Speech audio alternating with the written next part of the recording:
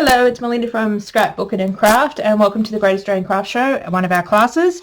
Today it's all about paper napkins and art journaling. Paper napkins are so much fun to use in art journaling. They come in a huge variety of shapes, colours, sizes. Well, probably not shapes. They're all square. Huge variety of shapes and colours. My daughter is actually selling paper napkins. She's 12 years old, and as part of her business studies, I have decided that she can run a small business through my business and sell some paper napkins on my website. So she picks the ones, she puts code numbers on them, she uploads them to the website, she picks the orders when they come in. The one thing she did learn very quickly was the word profit. Yeah, taught her that way too quickly, that word. So she also gets the profits from the napkins. And she's saving up for some Lego robot thing she wants. So paper napkins come in, as I said, a variety of shapes, colours and sizes. So we sell them in a pack of 2 of the same design. Often on a napkin you will get, if we open a napkin up, what we've done is we've shown you on the computer, if you just see 2 squares, that's repeated all over the napkin. If it's one that's got an overall design, sometimes, and it's different, sometimes we will open it up and show you the overall design in the picture, just to show you what it is. So napkins are so much fun to use. There's a huge amount of bright colours, different things.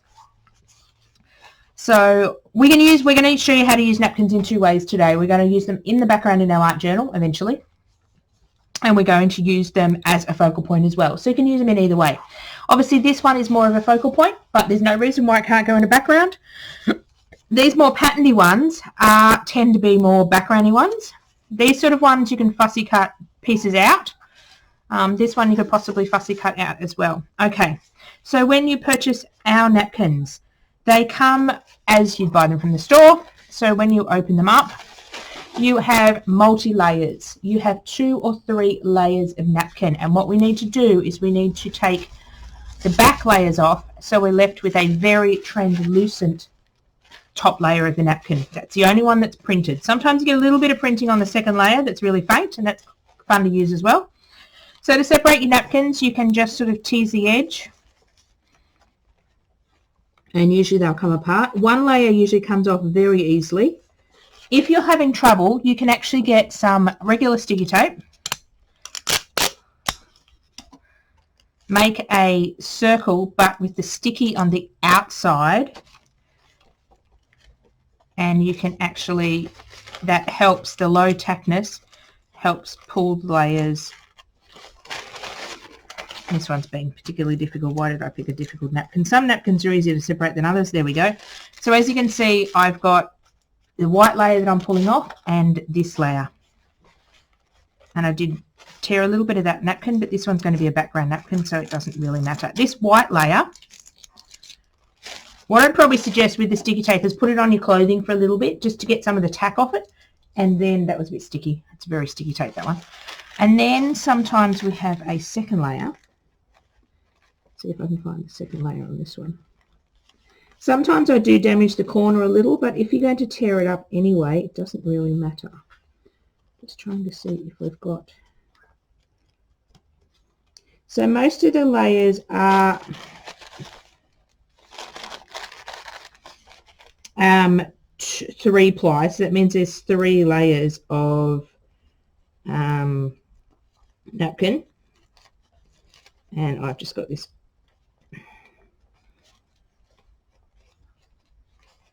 next layer to come off.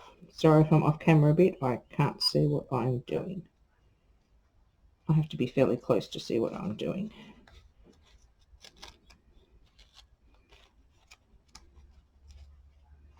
Okay, I think this is only a 2-ply one. So we tear the white one off, and we can keep this and we can stamp on this. We can use it in a background layer if we don't want our napkin to go fully translucent. So I think this one, some napkins are quite thicker than others, and it's deceiving if it's got a second layer. But you can usually flick it on the corner.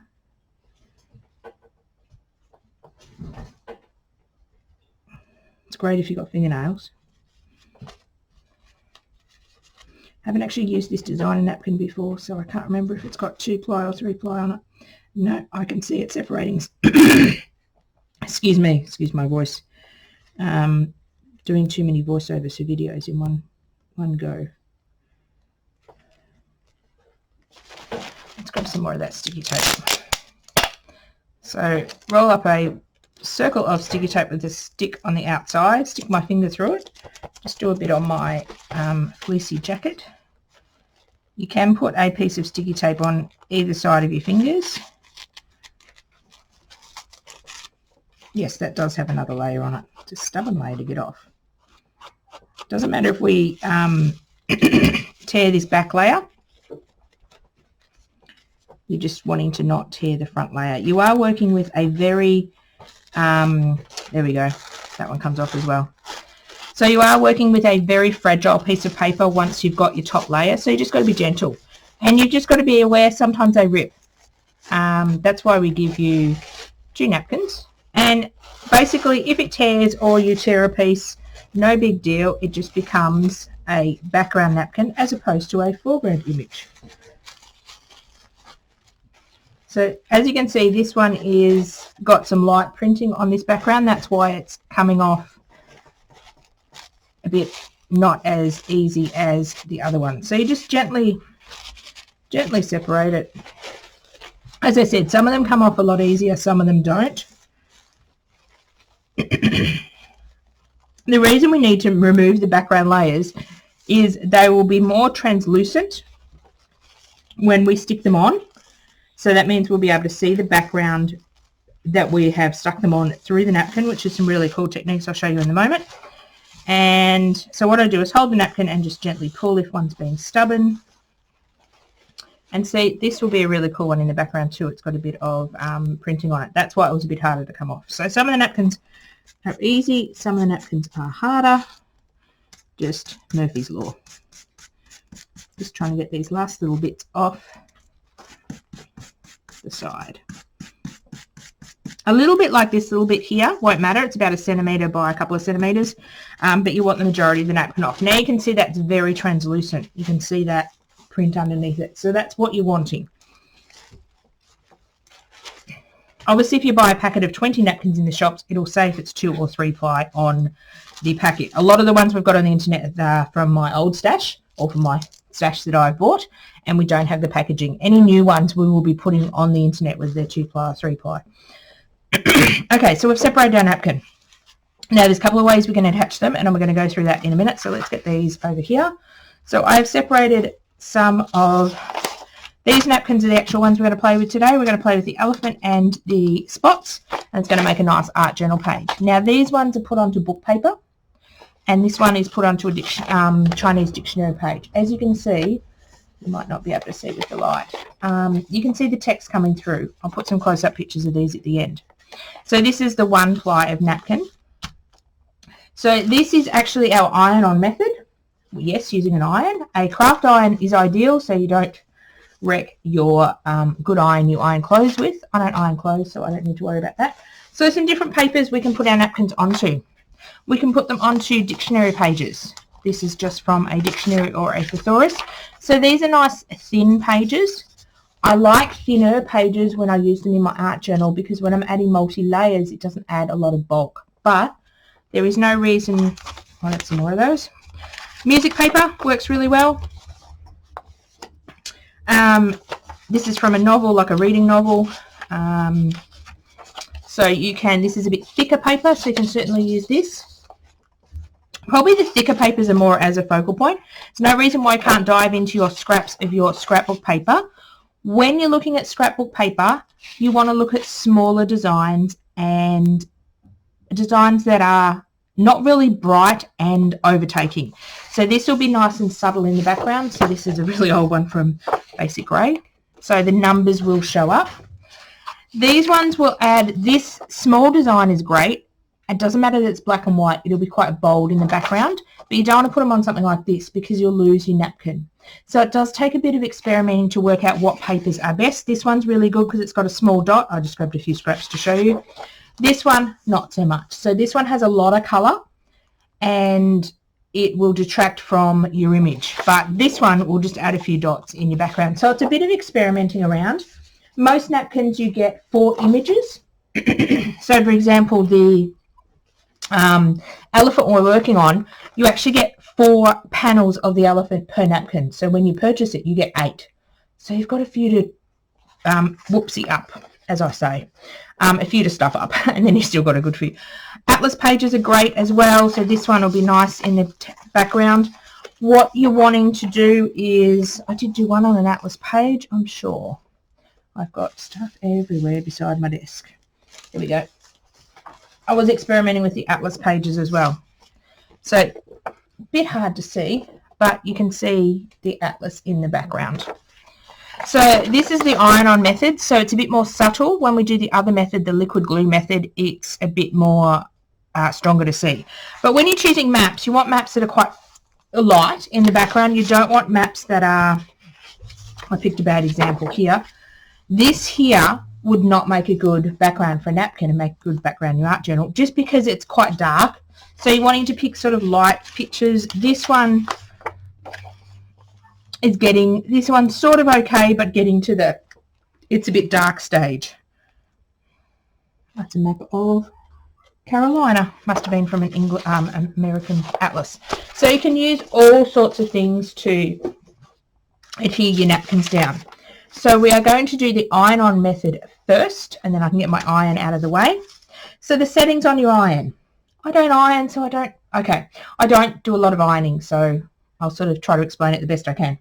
You want it to be non-steam, so you don't want steam to come out of your iron. You want it to be on probably a medium heat. I've got mine on, trying to have a look, linen, which seems to work okay. I'm just going to pause this. I haven't plugged my iron in. Just a moment. So my iron is off to the side, heating up. Ironing is probably the better image you'll get. If you don't like torn things and if you want images to be almost perfect, ironing is the way to go. But it's really hard to iron in your background of your art journal. So I tend to use the ironing method more for focal images, more for things like this that I'm going to go and fussy cut out in some extent to use on my page. Or you could cut this down and make it into a card front as well. I could cut pieces of it out. So the ironing method I tend to use only for sort of things I want to use as a focal image. I can cut sort of a square of these birds out on the matte paper and have it as a focal image, incorporate some of the matte paper maybe into the background as well to tie it all together. So we are going to show you a napkin, the same napkin on music paper with the iron. This one is going to be our wet glue method. So same paper, same napkin, just to show you the different techniques. This one is going to be our iron and this one is going to be our wet glue. Okay. So this is a piece of Chinese to English dictionary because I like the, I love using different languages, and I've been collecting different language books lately, and my daughter's fascinated with different language books as well. So when we do this ironing, we want to obviously protect our surface. So I've got a tea towel down on my table. Then I've got 2 heat-resistant barbecue mats, which are these black things here. Your heat-resistant foam, not foam, heat-resistant craft Tim Holtz mat would work really well, or do it on an ironing board. I don't have an ironing board, so I'm having to make do ironing board. The reason I put the tea towel down is just to give me a bit of squishiness.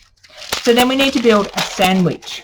So our first layer of our sandwich after we've protected our workspace, and we've got our ironing board cover or our hot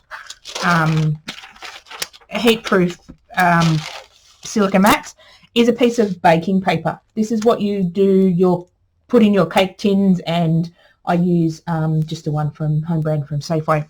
So you want a piece of that down. Now this protects your surface.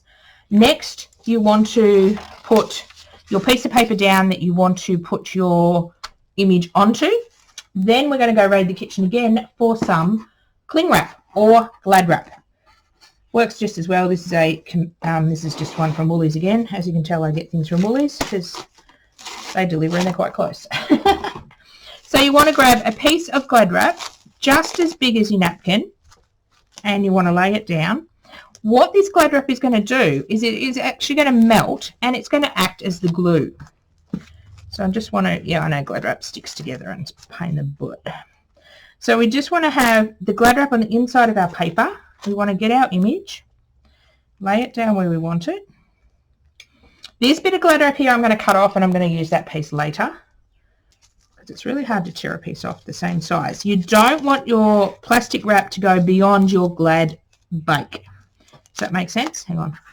So for example, I didn't want to leave this sitting here and coming over here because that's where my iron's going to hit, and that plastic wrap on your iron will actually damage the surface of your iron and get some sticky stuff on there. Trust me, been there, done that, don't want to do it. Just going to move my glad bake around. So now we've got our glad bake, our paper we're going to put a napkin on, our glad wrap, our napkin face side up, so the side you want to see, obviously the darker side. Sometimes you can reverse the images and you'll get a lighter look, but I want this nice bold elephant. Doesn't matter if you've got a few wrinkles in your glad wrap. Then we're going to put another piece of baking paper on top. Now your piece of baking paper on top wants to cover up all your glad wrap. You don't want to see any glad wrap coming out these side bits here. So this takes about 30 seconds to a minute. We want to pop our iron on one end of it. Count to about 5 seconds and slowly move the iron down. See how I'm barely moving the iron? Because I want it to all melt. So the heat of the iron, and I suggest you do this in a well-ventilated area. Today I'm not because it's damn cold outside, but that's all right. I'm only going to do a couple. If you're going to do lots, it's a great idea to do it outside. So just going to slowly move my iron, having contact with the iron and the paper. This is why it's great to have these heat-resistant barbecue mats. Now I'm going to go, I've gone down the image and I've gone back up the image. I'm going to take my iron off. Just be careful that gets very hot. Take your baking paper off. And what you should see is you should see this plastic melted on the side. Obviously this bit is spare bit. But have a look and sort of tease it on the edge with your fingers. And if it's not completely fused, it'll start to come up. If it's starting to peel up on the edges, or you can flip it with your finger, which I can't on this one. The next one I may not do properly and I can show you. You can even grab this bit of glad wrap and try to pull it. Not obviously really hard, but just a little bit of pressure on it to see if the napkin's going to come up. That napkin is done. So that one is ready to be put aside to work on. I'm going to grab our music paper and we're going to grab our bit of napkin. Now this piece of glad wrap is not as big as our napkin, so what I'm going to do is show you how it doesn't fuse. So just getting that as flat as possible, deliberately doing a piece of glad wrap that is not big enough just to show you what it does when it's not fused properly and how you can peel it up, and you'll know you need to go and do it again. So again, we've got our sandwich of glad bake, paper, glad wrap, cling wrap, napkin face side up, and some more glad bake or baking paper. So again, starting at one side, holding for about 5 seconds till it gets hot enough, and then just slowly going down.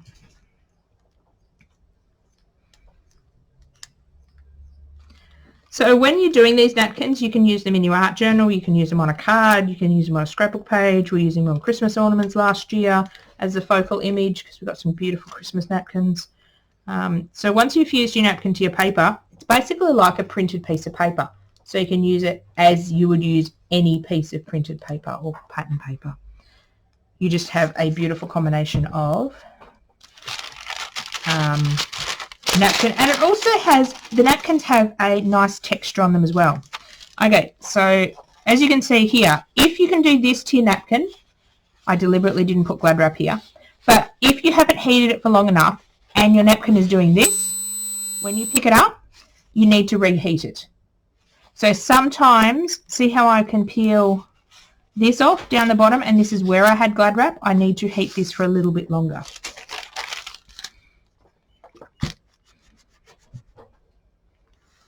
So it depends on your iron, it depends on a whole lot of stuff to how long. Usually 30 seconds to a minute does it.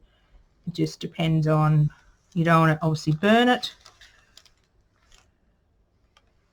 You're obviously doing it through a thin layer of baking paper, so the heat will transfer very, very quickly. Just watch, it may be hot when you first go to touch it. Okay, so now you can see that bit still doesn't have Glad Bake or Glad Wrap on it, but this bit down here is stuck on more. There wasn't much Glad Wrap down there, and these corners and that I cannot flick up. So if this does happen, what you can do is just get a skinny bit of Glad Wrap. Just off shot grabbing a skinny bit of Glad Wrap. So if you do accidentally miss some, all you do is need to get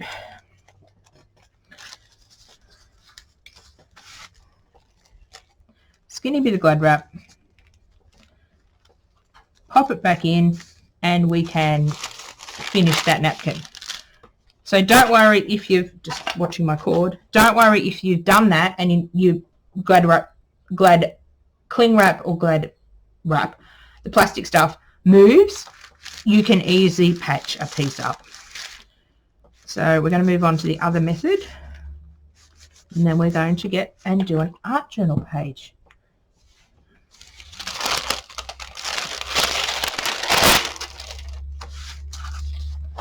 So as you can see now, that is totally fused to the page and it's not going to come off. So you can see the music notes under it. It is quite faint. Obviously you can see them black here.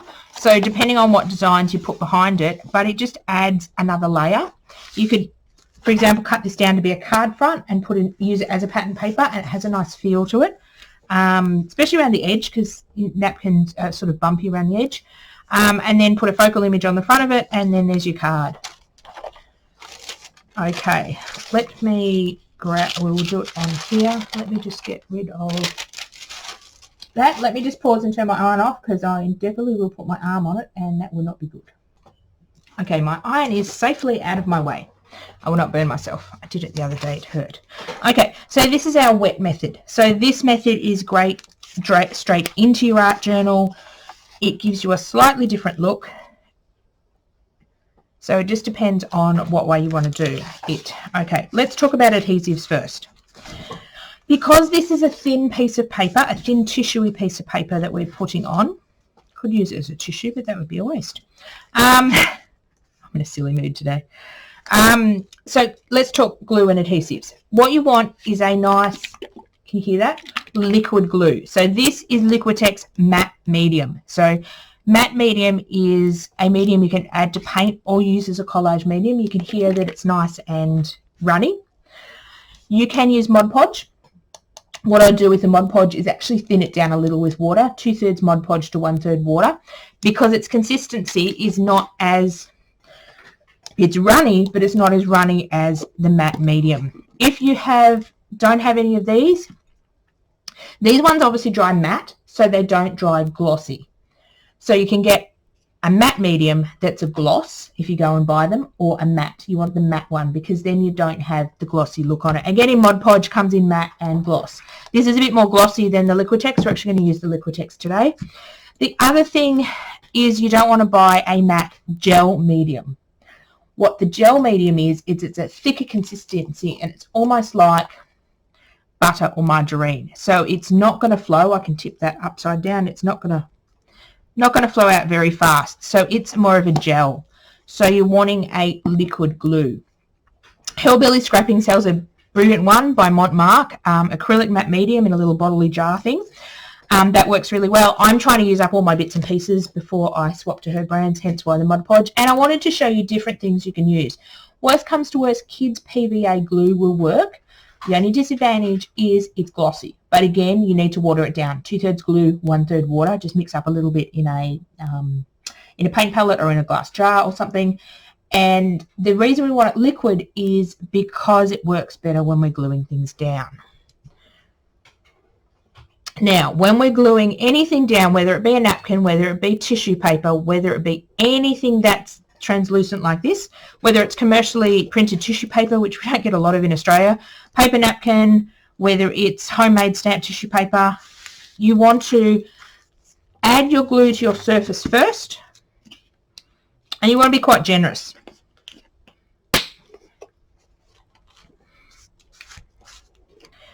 So we're just going to pour a bit on. As you can see, it's quite fluid. So it's quite runny. So we're going to put a layer on our surface first. Whether it be, this could be a page of my art journal, and we're going to do that a bit later. Or this can be a scrap of paper like this. Then we're going to gently lay our napkin on top. Try not to move it once it's hit the wet mixture, because the napkin is a thin, like a tissue paper, or it is tissue paper, it gets quite wet and quite fragile. So put a little bit more glue on the top. Then we want to gently, this is to get the bubbles out, working from the center, barely not touching the napkin, work it out from the center, going around all the edges. This will alleviate your bubbles. You want to be quite generous with your glue on top. And as you can see, you can start seeing this going see-through. So gently, barely touching the napkin. Now, if you put too much pressure on your napkin, you are actually going to tear it. And if I was doing this in an art journal page, if I tear it, no big deal. I usually tear it up into little pieces to stick it down anyway. But you just want to be ever so gentle. You sort of want a stiff brush, but not a very stiff brush. This one is the one I use for gluing all the time. So as you can see where it is got glue on it and where it hasn't. So just again, be very, very gentle. You want to go right to the edge. And again, this takes a little bit of practice. So maybe practice gluing a few of the napkins you don't like, or you're not so fussed in, down to some paper or into your art journal. And as you can see, I've got a little bit here I must have missed underneath, so we can just put some glue underneath. So what we're actually doing is sealing the napkin to our page like we did with the Glad wrap. So you can see our paper's getting a bit fragile now. You will get more little bumps and bubbles in this than when you iron it. Obviously, because you're ironing it, you're flattening it with heat and you're flattening it with like pressure. I just ripped the napkin. I was trying to fix the corner. No big deal if you rip the napkin, but I was being a little bit harder than I should. If I press that any harder, I am going to tear the napkin. What I'm going to do is leave that alone. As you can see, where the napkin is white, it is very translucent when you add the glue. This is still wet and a bit, obviously you saw this glue come out opaque. It will dry transparent. I'll put this one aside. We'll do the next elephant and then we will dry them off, and I will show you the difference between this one and the Glad wrapped one. So this is our elephant. Don't sneeze while you, or breathe while you're around napkins. They tend to fly everywhere. Okay, so generous amount of glue. Doesn't matter which direction you put your glue. Whoops. I've got blobs going everywhere. Doesn't matter if you go up or down, side to side. You just want a thinnish layer without too many blobs. And then you want to sort of drop the napkin down. You don't want to move it a lot once it's there. And then again, you just want to gently, barely touching the napkin. I like to turn my page around and work. It just works easier for me. You'll find what works easier for you. If you find a method or a glue that's different to what I use and it works for you, go for it. You can see with the glue where you've got sort of big blobs of it, so try to level those out. Pouring it on top of the napkin is not ideal. Let's pour it up here this time. I tend to pour things straight on my projects. You can sort of see the white napkin transform to be the transparent napkin. Just being a bit more careful around my elephant, because I don't want to rip him.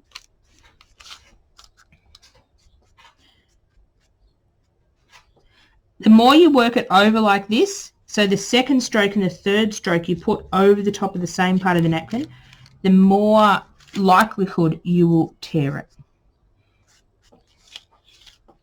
So I'm just trying to be so gentle, and you watch, I'll tear this corner down here again. No, I'm going to be fairly gentle down there. So I do have a few more wrinkles in this one, but that's okay.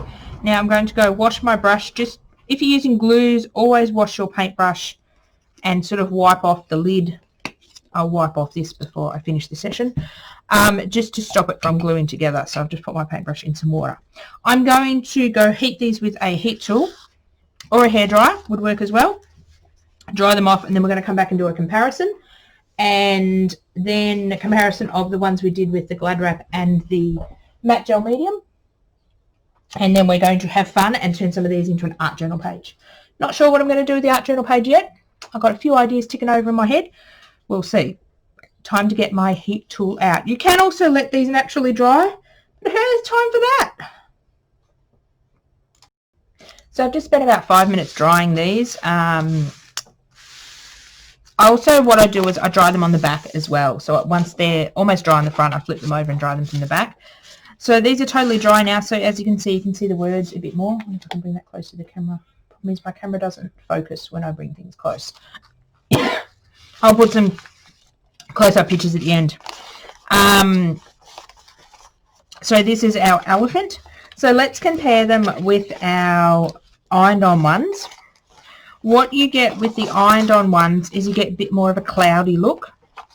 I'm not sure whether you're going to be able to... Oh, you can see the difference. I'm trying to see on my computer screen with the webcam. So you can see when you use the liquid matte medium or your liquid adhesive, you actually get a much more of a see-through look than the ironed-on one. It's a bit more texture as well. You can hear it. So it's got a lot more texture, a lot more bumpiness. So this is our elephant that we did with our liquid matte medium, and this is our ironed-on one. Again, you can see there's more words coming through on this one, and it's a bit more cloudy on the ironed one. So it depends what look you want to go for. So you can use a combination of both. So let's get a bit of a tidy up because my desk looks like a bomb hit it. And I'll bring my art journal in, and then we're going to use some of these napkins. I'm going to use one of these focal points and some stuff to make an art journal page.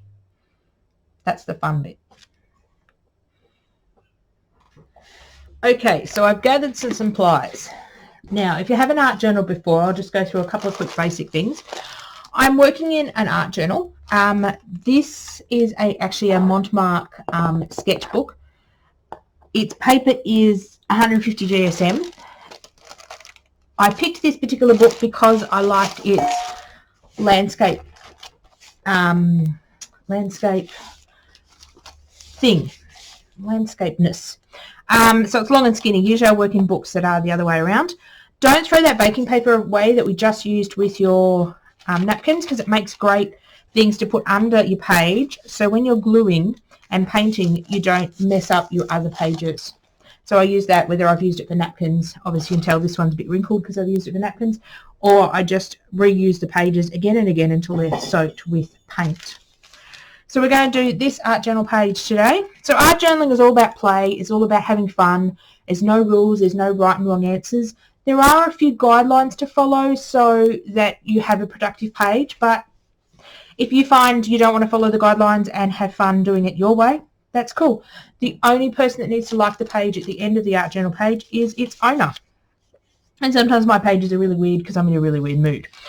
Okay, so this is unprotected paper. This is just normal paper. What I've done is I've removed, this book has signatures, so it has folded pieces of paper. So this is where the spine is, folded pieces of paper. So I remove about 2 of the folded pieces of paper out of the book. This allows the book room to grow. Otherwise your book ends up looking like an alligator. And then I've actually glued just with a normal kids glue stick. This one just happens to be, I think, Officeworks brand. 2 pages together. Because this page is only 150 GSM and it's sketch paper, it's not heavy enough to take all the abuse that I'm going to give it with the paints and inks and things.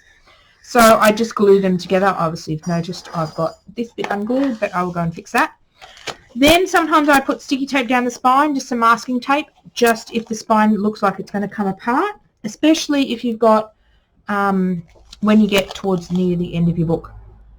Okay, so we're going to seal our page. Some of the techniques we're going to do today, we need to seal this page first. They work better on a surface that has gesso on it.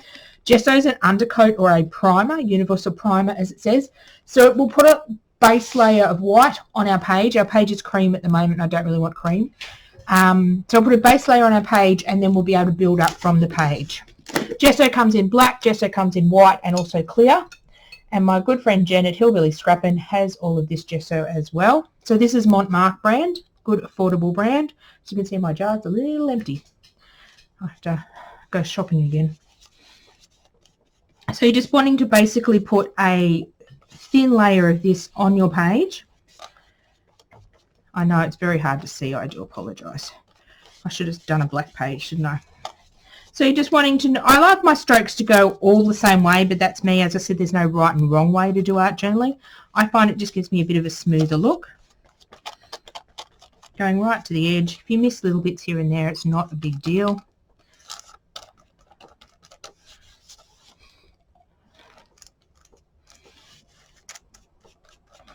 See how we're getting, if I lift this page up, see how we're getting paint on that piece of baking paper? That's why it's there, to protect my other pages from getting paint on them. Well, I'm just painting this. When I'm working in an art journal, I don't necessarily work page 1, page 2, page 3, page 4, because I find that can put a lot of pressure on the spine of the book, especially when we're adding papers. You'll see in a minute we're going to add some papers to this page, and it makes it expand. So I just pick any page in my book. I have several art journals on the go at one time because I can leave this one open to dry. I can have excess paint that I put out in my palette, so I will go and just throw it on another page in another art journal. I also work in a lot of altered books, so just books from the op shop or books from an old library. There's a few do's and don'ts with books to get the best out of your book. I do have a YouTube channel for my business, which is Scrapbooking and I'll try to remember to put the links when I list this video. And I also have a personal YouTube channel called Alexis and Melinda's Art Space. Alexis is my 12-year-old daughter. And on that channel, it's more about not promoting my business stuff, but just having a lot of fun and getting up to a lot of mess. And on there, I do have a few videos on how to deconstruct a book and tips and tricks and stuff. So if you are interested in working in altered books, just message me on Facebook if you can't find the YouTube channel.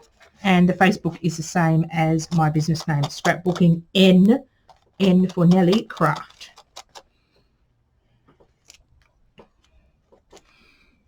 So I'm just going to put that in some work. So just going to pause the video for a minute and dry that off. Most of it's dry already. It doesn't take very long at all. And then we're going to get on and make this some colourful pages. I have a bit of an idea in my head. I often do this with art journaling. I have a bit of an idea. Yes, I want to use the elephant. I want to use this. But apart from that, let's just see what I come up with. That's all about art journaling. It's nice, lots of fun.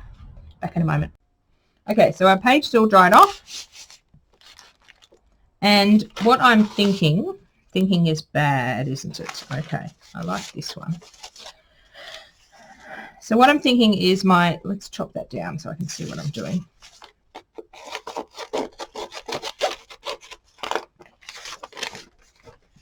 So I'm going to have my elephant about here. I'm going to cut this decorative bit off and use that in something.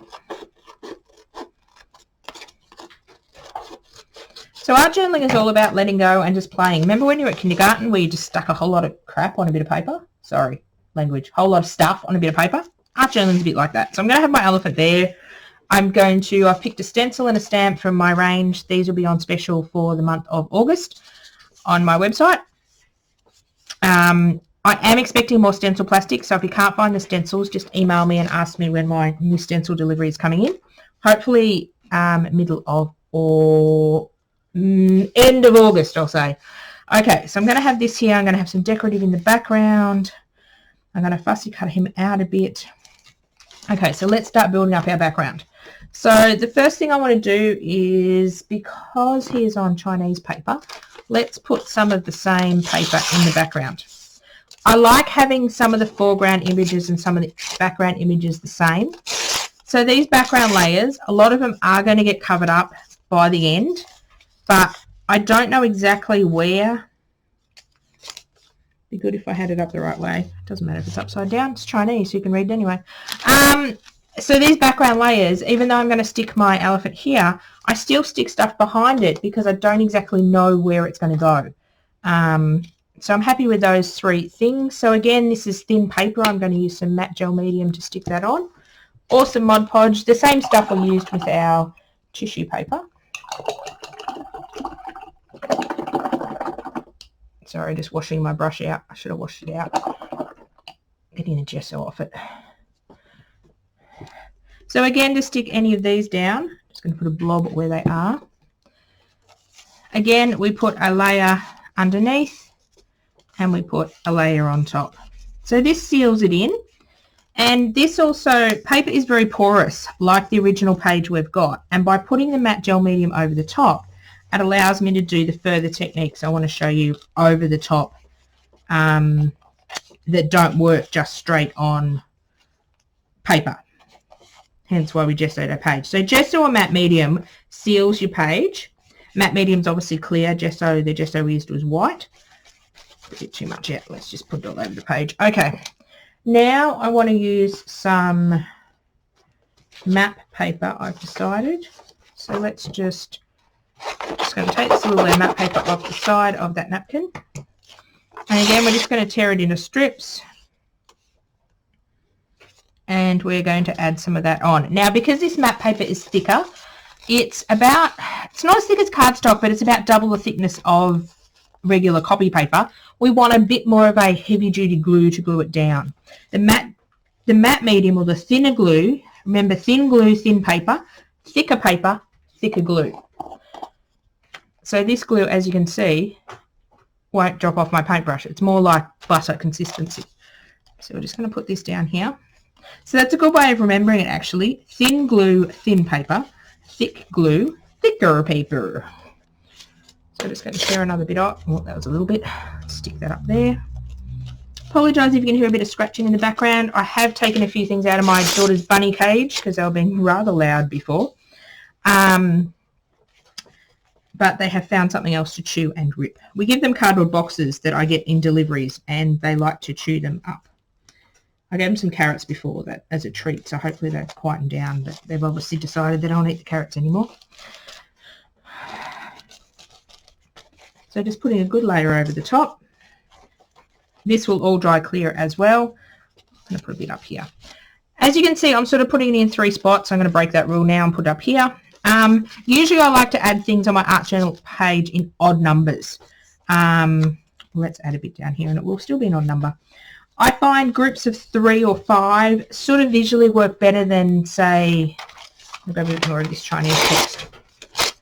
Visually work better than, say, 2 things. And it doesn't matter if your group sort of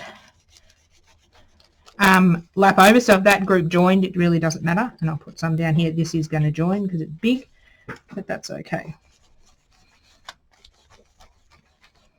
So even though I just use this matte gel medium with that text that I'm using the gel medium at the moment. Sometimes gel medium can work for these thinner papers. This is a dictionary page, but I wouldn't use the gel medium for your tissue papers. Clear as mud? Makes sense? Yeah, art journaling is all about a little bit of experimenting. You will find when you're using certain glues, you will like certain glues. I love Liquitex brand, but it's like the Rolls Royce of brands. It's very expensive. I only buy it when it's 40% off at Linkcraft, or I can get it 50% off somewhere else. But I will use Mod Podge. I will use other stuff. Montmark have a fantastic gesso and a matte medium.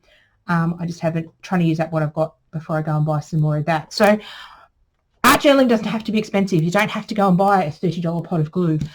You can use PVA glue and water it down. So you can make art journaling as affordable as you would like. Going to dry that again. There's lots of drying in the art journaling because we want these layers to be dry before we add some more paint to them. So just going to dry it with a heat tool again. Okay, this is dry enough to continue. So I'm going to bring in some Dina Wakley paints. These are a heavy body paint. So they're a bit thicker paint than a normal acrylic paint, which is great for the technique I'm going to do. Again, Hillbilly Scrapping has these on her website. Hillbilly Scrapping and I are 2 separate businesses, but we join up to do craft shows together. Basically, on my website, you'll find all my stencils, my foam stamps, and my chipboard and white mixed media cardstock that I produce. So, and my daughter's napkins have snuck onto my site as well. So I only stock that. I don't stock any of the paints. So Hillbilly and I joined up to do some of the shows. We did about 6 months of shows till Corona hit. We are planning on doing a lot more through Central Victoria and Melbourne when restrictions are lifted. Your guess is as good as mine. So that's why I'm mentioning her name a lot, because that's where I got these paints from. I actually bought them from Hillbilly. I actually was wanting these for so long, and then we did our last show in March, just before lockdown come, and I thought, well, if I'm going to be locked up for 6 weeks in my house, I need some new toys to play with. So I just grabbed a bunch of blues, and I'll mention the colours when I use them. I really don't know what I want to use. I've also grabbed Penny as well, which is one of the metallic colours. So I want to start with some of the blues. So I've sort of, you pick colours from your focal image. It's easier to pick a focal image first than try to then match a focal image to your page. So art journaling, excuse me. Art journaling, you don't have to do a whole page in a sitting. If I just had 10 minutes to do this one day, I can come back to it another day and add my paint, come back to it another day and play a bit more.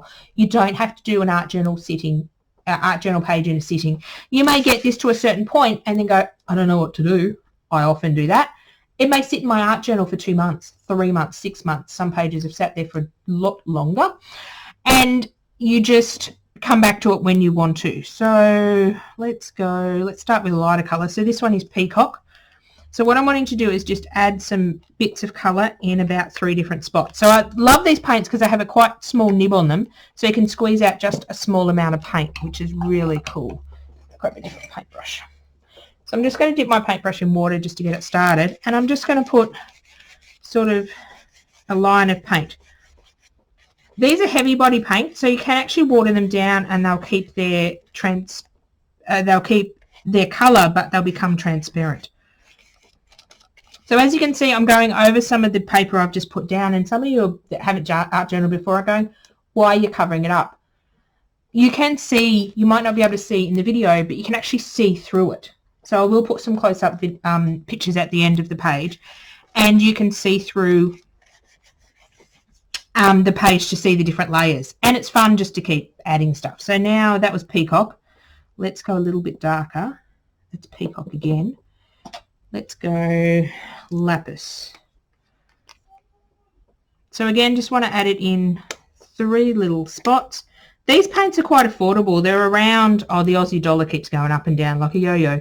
They're around $5 to $6 a little tube, and they go a little pot, and they go a long way. I usually don't like to quote prices because if you're watching this as an older video, they may have gone up. So I'm just sort of putting, and just building up the colours. If you're putting wet paints together, they will mix colour. So just be a bit careful what colours you choose, because obviously if you mix red and green back to your primary school days, you're going to make mud. So if you don't want your colours to mix, dry your colours in between, but I am just winging it. Let's add a bit of lime, which is my favourite colour. I usually don't like greens, but I love this intensity of this green. Obviously, because I've used it a bit more, it's getting down.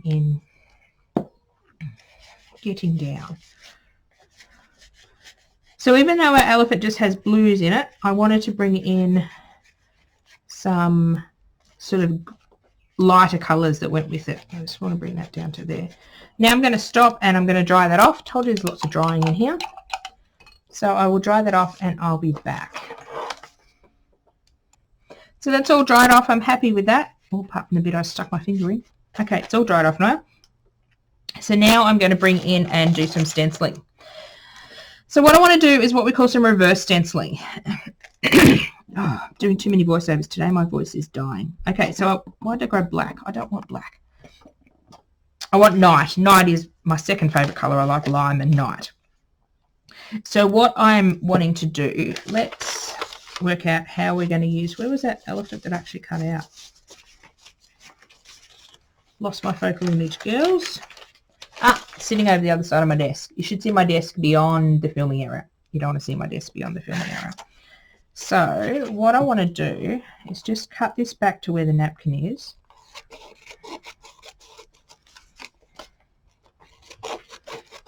So I can see how far. And I've cut this bottom strip off. I may use him. So I sort of want him to go here. See how he's sort of blending in. And what I'm going to do is, at the moment he looks like he's going to be stuck on top. I'm going to come in and blend the paint colours over. But I want to do some stenciling first. So we're going to do what we call some reverse stenciling, which is really cool. So this is a stencil that I make and manufacture. It will be on the website under Great Australian Craft Show number 5 if you're looking for it. If it's not there, it means it's sold out and I will just have to wait for my new plastic stencil to arrive. So we need a wet baby wipe to do this technique. So traditionally when you stencil, you put your stencil down and with a sponge you dab through your stencil. So this is what we call reverse stenciling. So what we're going to do is lay paint down over the top of this, put our stencil down and rub between the stencil bits. So yeah, you ready to have a heart attack? I'm going to cover all this up with, and we'll do some up here. Okay. You're thinking, what am I doing? What am I doing? Okay, so this works well with a really contrasting colour. And you're going, ah, you're covering up all that colour. Ah.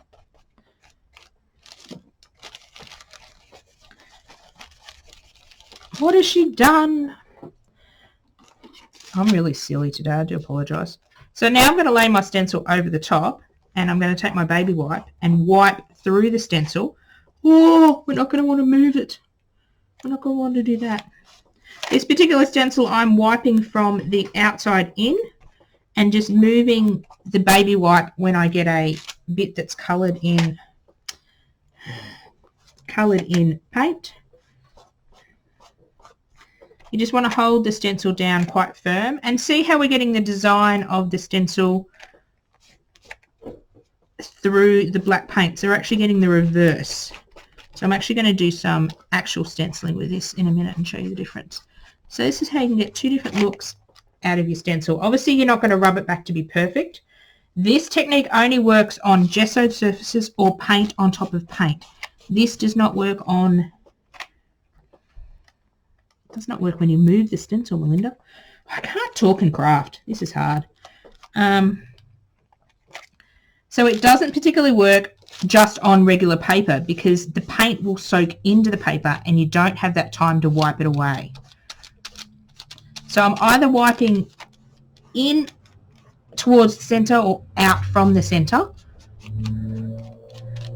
because this stencil is a little bit fragile. See how we've got the reverseness? And I'm just going to take my baby wipe and the stencil, and this is the extent of my cleaning. This is just on a raw piece of paper the other side. This will possibly get worked into a design or it will get covered up. It's just a way of cleaning up your stencils and adding a bit of paint. I could add this to a plain piece of paper, to a piece of tissue paper, to a piece of deli paper, like greaseproof paper. It's going to look really cool there, actually. I'm really liking that. Okay, now we're going to dry this off again. So as you can see, we've got some of that colour showing through. Drying time again. Okay, so that's all dried off. Now we're going to do some actual stenciling through the stencil. So these paints are really good for stenciling through a stencil because, as I said, they're heavy body, so they're a bit thicker. So I'm just going to use the same, no, that's marine, that's lapis. Where's my night colour? Night. So we're going to use night just up here because I want a bit of darkness up here. So I'm just going to put a little bit out on, you watch me put my elbow in this, a little bit out on, probably need a bit more than that, the Glad Bake paper, acting as my palette because I'm too lazy to go get a paint palette to put it on. So just dabbing in an up and down motion. The less paint you have on your sponge, the better look you'll get because it won't bleed under the stencil. And you won't totally cover up, don't want to totally obliterate the colour that's behind it. And we just want to do a little bit over here. Not sure where my elephant's going, but I just want to add a bit to the border. And a bit up, maybe up here. This will be a bit fainter because I'm running out of paint, but that's okay. I just want a hint of it up there. And this is just, sorry, a makeup sponge that I got from I think they come from Kmart. Okay, now, while I was drying, I was umming and ahhing what I'm going to do with my elephant. I'm really liking this, and this is the problem you have with art journaling, is you get to a bit that you really, really like. Sorry, just checking the time. Can't see it from where I'm sitting. And then you go to stick a focal image over the top. But I do want my, oh, I've got white space here. I want my elephant up here. Actually, I'm going to fussy cut my elephant out so he's not a square, but I want to leave a bit of paper around him. This may be a big mistake, but what have I wrecked if I've cut it out? I'll use it on a different page if I don't like it and go back to the square.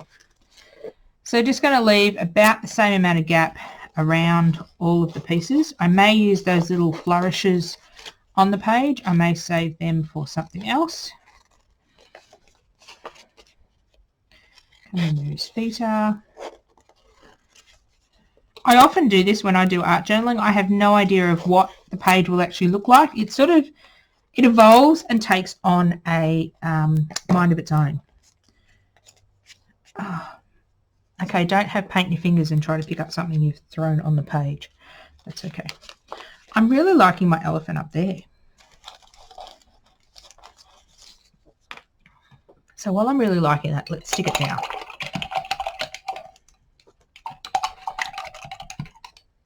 I can procrastinate on a page for hours and move things around and want to get things perfect. Oh, I've just had an idea. I'll put some of this down here. Oh, that will work because this is sort of, I don't know. So, two things with art journaling. There's no rules, and knowing when to stop is also, just going to try to get these edge bits. So just putting some down where my image will go and just putting a little bit on the back of the image, right where the edge bits are, just so I catch those edge bits. So yeah, back to art journaling. So there's no right and wrong way with art journaling. There's knowing when to stop, which is the hard bit, and sometimes knowing when to step back and have a think about it. So because this is a bit of paper and a napkin, it's a little more thicker to stick down, so you just want to be a bit more gentle with it and use that thicker gel glue to stick it down. And then if you've got little bits that are sticking up, just keep going them with the paintbrush. Because your napkin's already glued to a piece of paper, you can be a little bit more rough with it. Okay, liking where the elephant is. While it's there, I'm going to trim this piece off that was on the bottom of the napkin. So nothing goes to waste. So if I didn't use this piece on this page, I may not use all of it. I'll have a look in a second. Pop it in a scrap box. These, I don't know whether I'm going to use on the page. Don't throw anything out. You will use it eventually. Start a box of bits. Even when you tear up a napkin and put it in the background, which we were going to do on this one, you may still do that. Yeah, I had some of these dots I want to use. Let's put some of that on. So I'm going to tear this because everything else is torn on the page. Oh, I like that down there. Let's stick that on. And you may only use a tiny little slither of the napkin on one page, and then you might use a little bit on another page.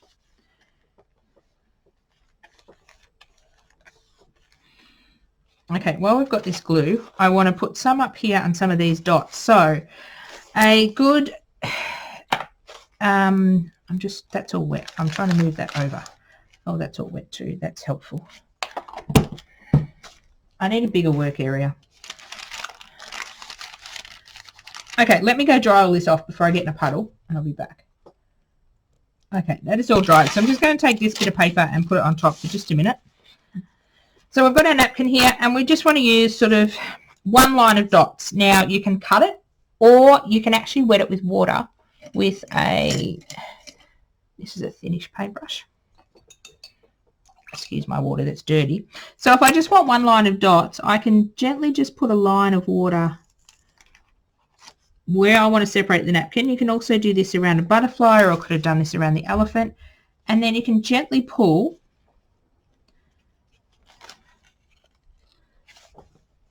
And if it's not gently pulling, just add a little bit more water. You don't want to flood it. Just gently separate the lines, and I want another line.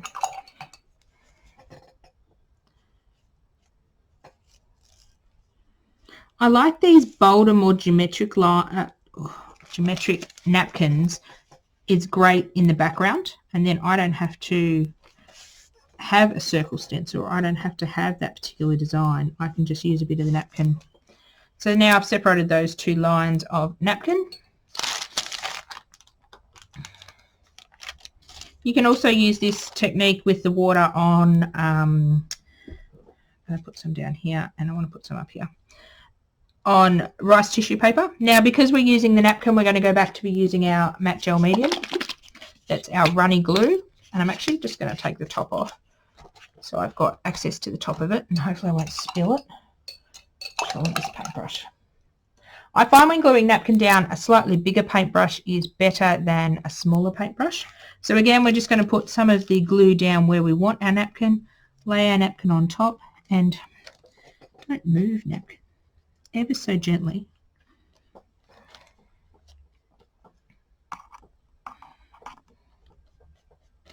Go over the top of the napkin. And because it's a small piece, it's wanting to slide everywhere. So you'll see this green through the napkin, which will be really cool. And then you'll see the blue spots. And I'm going to put it in a third spot as well. And just tear those ones off. You can see when you're gluing the napkin down, it goes from white to like translucent. Where do we stick some more dots? We'll stick some more dots here. And don't, working with little bits of napkin is fun. It's got to be ever so gentle.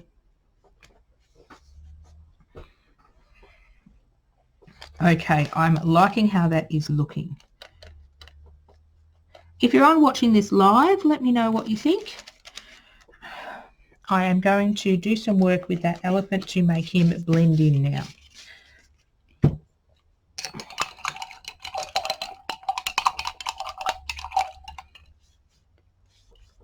Okay, so to blend our elephant in, I want to have a bit of, what colours did I use at the start? Green and peacock. So I'm just going to put a little bit of peacock down, because at the moment he just looks like he's stuck on there, which is not ideal, but we're going to have an attempt to blend him in. I see a beautiful YouTuber do this all the time, and she does it effortlessly. I go to do it, and it's like, sometimes it works, sometimes it doesn't. So I'm just going to take a bit of the green paint, and where I've got green paint, I'm just going to paint onto the napkin edge, but not get it on where the elephant is. And sort of see if I can seamlessly blend. And I'm going to do a bit with the peacock as well. A bit more green up here so I can bring the green into him. Now if you do put it in the wrong spot, because this napkin has been sealed with matte gel medium, you can actually go over the top of it with a baby wipe and get 90% of it off. See how I'm sort of colouring in that bit that I cut out, because I knew I wouldn't be able to get the elephant fussy cut perfectly. And it doesn't matter that I leave a little bit of the white, I can still see some of the text through it, but I'm just wanting to sort of blur the lines and mix two colours together, and I can actually bring out some of the colour. So this is all about fiddling, so I could sit here and fiddle for another hour or two on my art journal page. Just want to bring a bit more of that green to the forefront, because I've lost a bit of the green in the background. So what I like to do is colours in the background, I like to make sure I bring sort of into the foreground. And see how he's sort of disappearing a bit, which is fine. Before he sort of stuck out like a sore thumb, but now he's sort of blending in a bit, which is what I wanted. I could have fussy cut him quite close to the edge, but I did want that little bit of... See how now he looks like he's running through the jungle? Ooh. He does, he looks like he's running through the jungle. Oh, I just had an idea. What we're going to do is use this medallion just to do some stamping over the top, and we're just going to bring that in with a copper colour. Let me go get my brayer. So the foam, oh, I'm really going to lose my voice today. So these foam stamps, you don't necessarily, traditionally foam stamps, or traditional stamps you mount onto a clear mounting block. You can stick this on with a bit of double-sided tape if you want that extra thing to grab, but they are about 1 centimetre thick, so they're nice and easy to grab and do over the top. So I'm going to use some penny, Dina Wakley penny, and I'm going to put some just up here. I often use my baking paper as my palette because, as I said, I'm too lazy to go get my painty palette. So I'm just going to roll some out with my brayer, bring my stamp in, and hopefully not flip it upside down, and roll over the top of my stamp. You could use a gel plate off to the side, roll your paint out into a gel plate and add it that way. Or you can paint on top of the stamp. You can add colour in a variety of ways. You can even just do this to pick up paint. Now I'm sort of picking the darker areas because I know the metallic will show up, and I'm deliberately going off the page because I like the look of it off the page, and it allows your eye to move out and beyond the page thinking something's there. So obviously some are more dark and intense than others, but that's okay. 1, 2, 3. Do I want to do another one? So I want to join that one up. I want to do 2 there, 1 here, and turn this around. I sometimes like my stamps overlapping. Let's do a little bit there and a little bit there, and then I have to stop. I'm liking that page. Now we probably just need we need some words to go here. Let's go find some words, and then we're just about done. Words, and I'm going to dry this off and come back and do a little bit of pen work over the top, and then we're nearly done. Okay, so I grabbed some word stickers. So Hillbilly Scrapping will stock either this one or something similar. This is Big Chat from Tim Holtz Ideology. So it's got white and black stickers in it that are sort of typed on a typewriter. And I'm just going to pick some words. So these ones are particularly words. There are other ones that have like sayings. So I'm just going to put the word explore. Blessings, blessed, appreciate, attitude, beautiful, explore, beautiful. We're going to add beautiful. And I like things to go in 3s, so we're going to add something else. Friendship, happiness, happen, heals, heartfelt. What have we got? Kindness, journey. Oh, journey. Explore, beautiful journey. Explore, beautiful memories. Memories.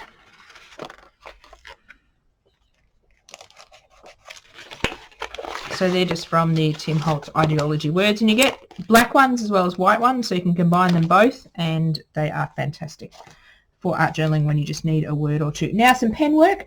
The only thing with pen work is you do it last, and you need to make sure everything is 100% dry. Otherwise you will wreck your pens. Trust me, been there, done that. So first thing, I think it needs a border, so I've just grabbed a alcohol marker. This is not an expensive one. The reason I like the alcohol markers is they are permanent and they write over just about anything. So I'm just going to do a squiggly border. I find I like borders on my pages, and I sometimes like 2 or 3 squiggly lines as to try to get it to be perfect, and then I can go in and do some little like faux stitching marks. Can't see it in some places because it's so dark, but that's okay. The border sort of gives you an indication of where your eye needs to stop. So then we're going to do a bit of white, just because I like doodling on top of my pages. So this is a whiteout pen from just Officeworks Kmart. I don't know where this one comes from, with the fine metal tip on it. I find to get a good white opaque pen is really hard unless I get a whiteout pen. So now I just sort of want to add some dots somewhere. Just because I've got white in the background, I've got white in my letter stickers, I really don't have any white on my elephant, so I want to accent some of the white on my elephant. So let me get this pen started. Obviously I haven't used it in a hot minute. So I'm just going to go over some of the napkin just to give him some white. Just colouring in some of the dots on his feet at the moment. Just to sort of bring all the colours together. I find if you have a colour in the background, you want it to be in the foreground as well. This is quite white on him, so I probably won't touch him anymore, but what I might do is just do some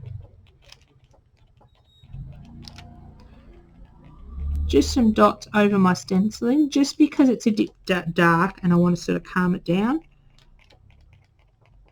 The reason I like this one with the metal tip is I can get quite controlled dots or lines, and it's quite small. See how that's just calming down? And I'm being quite haphazard. I'm not being perfect. The more perfect you want to get the dots, the worse it is. So I just want to come in and do that to this one as well. So your line work and your doodling is probably the last thing you do on your journal page. And you've just got to be careful if you use a water-soluble thing, like a watercolour pencil or a texture that is not permanent. It may react when you put something else over the top of it. Now we just want to do some groupings of dots on this bit. And probably put some dots down here. Trust me, I could sit here and dot and doodle and do stuff all day, because I just like to fiddle. So then I just want to add a few white dots over here. The white dots tend to calm down anything that you feel is too dark or detracting from the main focal image. Now my focal image has blended in a bit in the background, but that's okay. I'm cool with that. We can actually go and add some squiggly lines over our circles, and then that might be me stopping, because as I said, I could sit here for ages. It's not quite dry up the top. Whoops. Won't matter with the whiteout pen. So it just calms them down a bit. So thank you very much for watching my art journaling with paper napkins. So pop on over to my website, Scrapbookingncraft, and you'll be able to find the napkins, and just found a paintbrush that I haven't cleaned. So you find all the napkins, you find the stencils, you find the stamp, and head over to Hillbilly Scrapping if you want any of the Dina Wakley paints, you want some of these words and things, and any of the glues and adhesives that she has got as well. So thank you very much for watching, and I will catch up with you in another class. Bye for now.